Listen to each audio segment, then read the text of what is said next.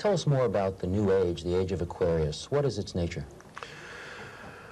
Well, I'll give you a long-range plan, all right, as it has been said to me for this planet.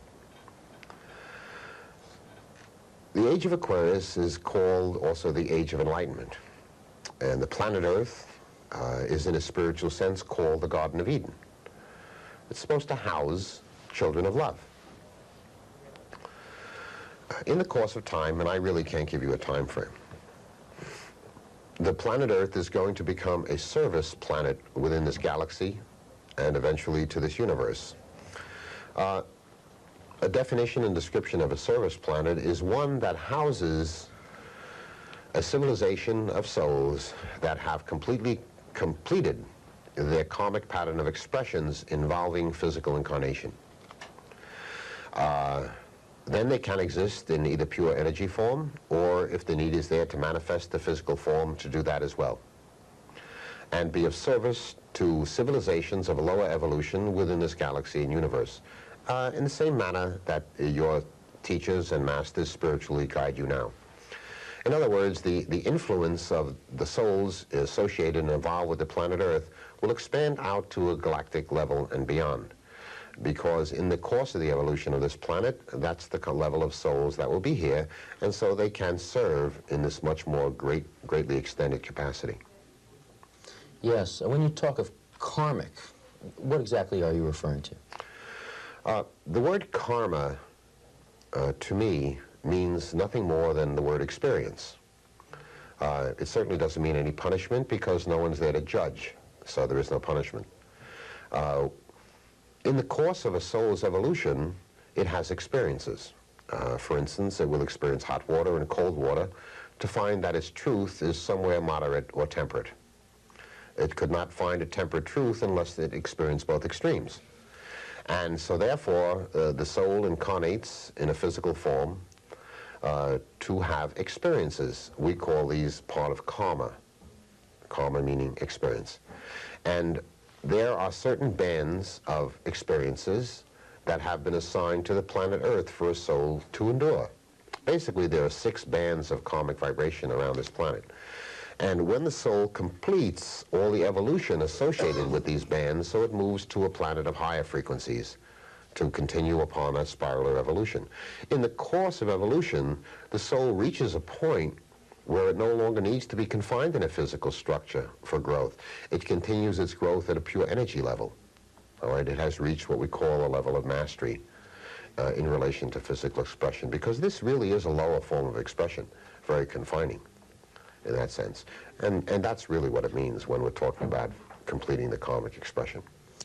When people of this planet have largely transcended the karmic experiences and move into this more service-oriented mode, will there be new energies, new technologies, new information available that currently perhaps exists, but we cannot tap into because mankind is not ready for it?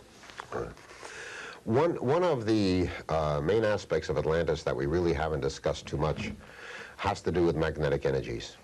And so it is through magnetic energies that we, I firmly believe, are going to make giant leaps in this direction in the future.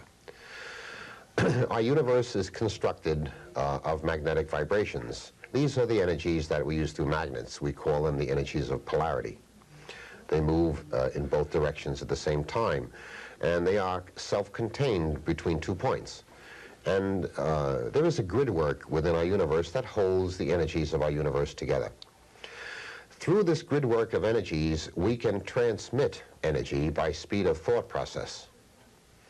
And this is what is going to greatly alter and shorten the distance between our world and other worlds.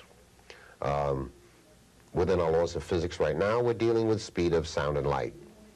When we will get to the point of totally acknowledging and being able to harness the energies of speed of thought, we'll be able to go anywhere we wish to in a matter of seconds, merely by a thought projection. Naturally, this will make the world much smaller. We will be able to do interplanetary travel and return within one lifetime, certainly within a matter of weeks to do that. And so we're dealing with total new concepts and theories of physics. The same thing will happen to personal travel as well. The same thing will happen because everyone, once this is understood, will be able to spiritually communicate with spiritual masters. It won't be a process where we have to teach people how to channel through classes. Everyone will have this capacity. And so the ultimate answers are just beyond our belief as to what we can accomplish. You know, we're just beginning to basically scratch the surface as to what our achievements can be. What steps can individuals take so that they can move closer individually and collectively toward a time when they can be of greater service in the world and we can move toward manifesting some of the things you're talking about? The best way to start is through a self-analysis and through a self-awareness program. I really recommend meditation for everyone because that's a peaceful time. It's a synonym for contemplation. Meditation is not a difficult process. It just puts you in a relaxed state of your body where you can just become aware of yourself. We need to let go of a lot of old values of unworthiness. That's the main block we have. And understand that each one of us, if we are a child of God, isn't it our right to speak to our parent? And so therefore we cannot be unworthy. And when we get into this self-exploration and self-acceptance as a result of this exploration, growth just occurs. Because at that point you are acknowledging your worthiness, which means you have let go of the judgment. And when you have let go of the judgment of self, your immune system becomes intact and the doors to your soul start to open up for you. And that's really, in very brief words, how one really starts to grow. So, if I understand you right, Frank, you're saying that by exploring yourself, your inner self, you will start a natural and organic process which will result in greater feelings of self-worth and greater and faster evolution. Absolutely so. And in a gradual improvement of your physical health as well. Well, what are some key ways that people can actually explore themselves? That's a concept that I think would be valuable if you could add some grounding to. The best way to do this, I've always believed in taking things out of the mind and bringing them into reality, because we can always play games with our mind. And so I really encourage people to sit down with a pad and pencil and list a column and title it, "Who Am I?" And start writing down who they are, whether they like it or not. And make sure that they tell themselves the truth. And don't do it at one time, do it over a course of weeks, and you'll change it. You'll keep changing it. And when you have a composite of who you really think you are, then determine which factors or parts of this you want to keep and which ones you'd like to change. And work on those, and start making positive affirmations that you have already affected the changes, and then the changes will start to happen. The problem is we're so busy surviving down here and so busy reaching goals that really may not be in the long run in our best interests on an individual nature, that we don't stand still long enough to look and see who we are. And by writing it down, it forces you to stand still and look. You cannot deny what you have written. You've written it and it's real. You can always con yourself in your mind. And so it takes the desire, number one. A person has to be willing to take that kind of risk on themselves, that what they're looking into will benefit them in the long run.